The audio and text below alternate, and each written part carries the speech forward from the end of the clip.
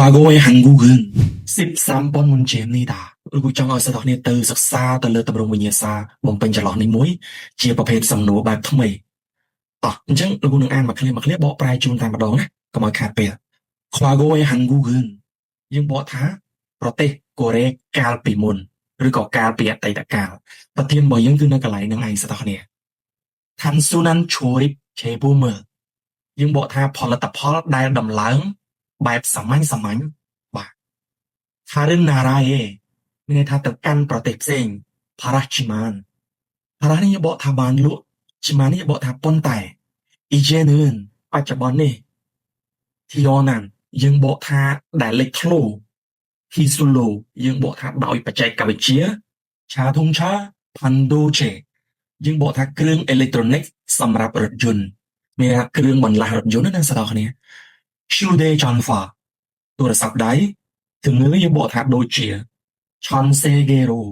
ទៅកាន់ទូទាំងពិភពលោក합니다 លោកគ្រូនឹងទៅបកប្រែប្រយោគទាំងមូលឲ្យភាសាទៀតនៅក្នុងអត្ថបទនេះមានពីរផ្នែកផ្នែករបស់យើងកន្លែងពាក្យ Chiman អញ្ចឹងនៅក្នុងអត្ថបទនេះប្រធានរបស់យើងកន្លែងនេះបាទគេចង់មានន័យថាប្រទេសកូរ៉េកាលពីអតីតកាលគឺបានលក់ផលិតផលដែលដំឡើងបែបសាមញ្ញបែបធម្មតាទេទៅកាន់ប្រទេសផ្សេងក៏ប៉ុន្តែបច្ចុប្បន្ននេះបាទគេបានចុច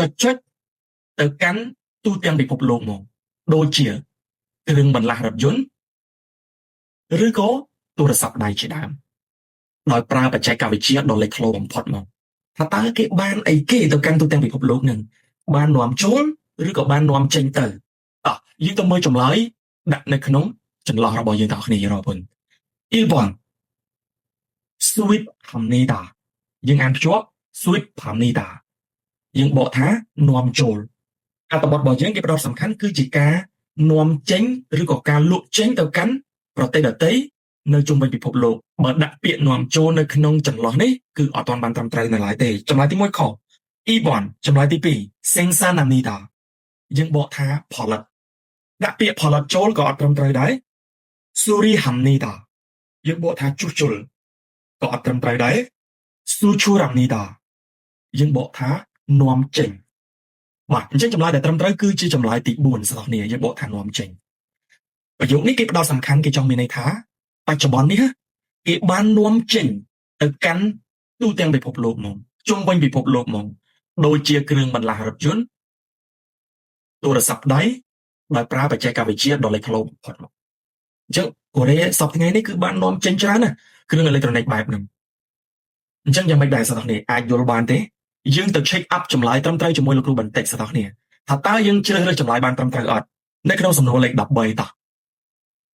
ត្រូវជាមួយចម្លើយលេខ4អញ្ចឹងយើងរើសអត់ខុសទេនេះស្គាល់សរសៃយល់អត់ពុន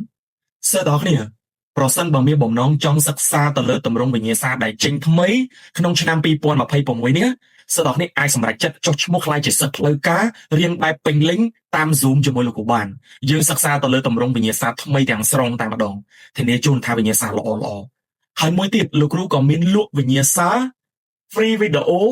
ឲ្យសិស្សដែលគាត់អត់សូវមានពេលហើយចង់បានតែវីដេអូយកទៅរៀនដោយខ្លួនឯងក៏មានដែរតម្លៃទាបខ្លាំងមែនទែនហើយរៀនចាប់តាំងពីដើមវគ្គនេះតទៅ